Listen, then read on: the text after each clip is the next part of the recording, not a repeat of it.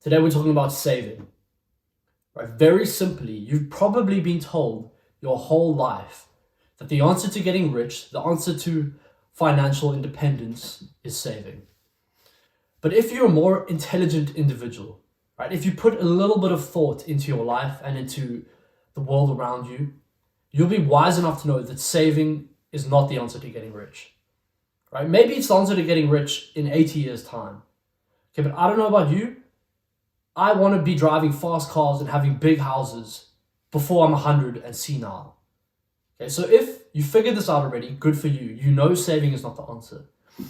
But the issue and the trap that I fell into when I figured this out was that I assumed, okay, saving's not going to get me rich. I know this. So basically that means I can blow all my money and be reckless with my money. Because saving's not going to get me rich, so I might as well spend. And that is another pitfall. And that is another trap of staying poor. Okay, we are not trying to live a hedonistic lifestyle here. We're not chasing pleasures.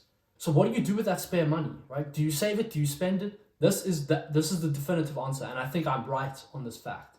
I think I'm on the money. No pun intended. What we do is we save our money, okay? But instead of pretending to get rich off that money and instead of buying a PlayStation, what do we use that money for? We buy time. Right? That is the most valuable thing we can buy when we're poor.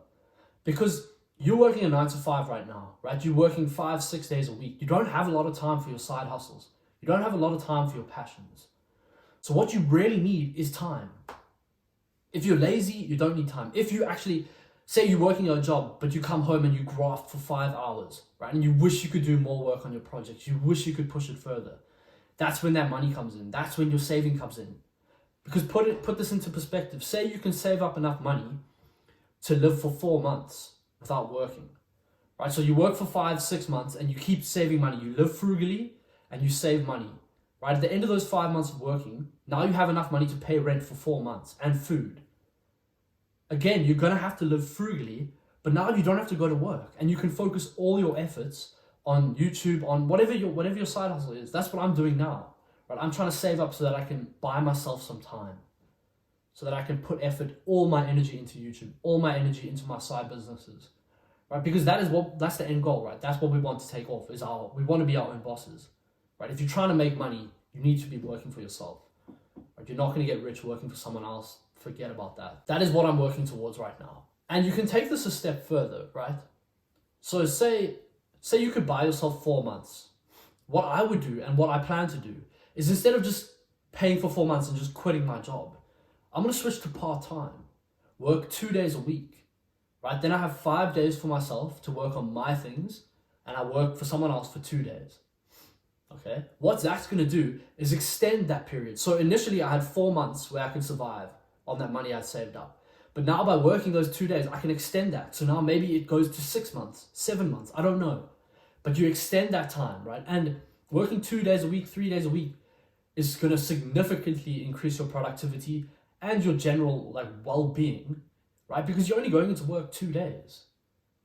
It's a brilliant method. And I love this idea of saving up to buy yourself time. It's a very simple concept, but it's one of these things that you miss, especially when you're brokey and you're in the pits, right? You think, I need to work more to make more. No, if you can get your lifestyle expenses way down and save up a good chunk of money, you can buy yourself half a year. Hopefully your content pops off within that year, within that half a year that you bought for yourself. If it doesn't, repeat the cycle, right? Just repeat it, okay? Go back to a 9 to 5 for another 5 months and then repeat the cycle over and over until eventually something's going to pop off. Something's going to work for you. But this is the smart way to be saving our money. This is what we're saving for, right? It's saving for your future. I hope that makes sense. It makes sense in my head. I pray that I conveyed it correctly and it makes sense in your head.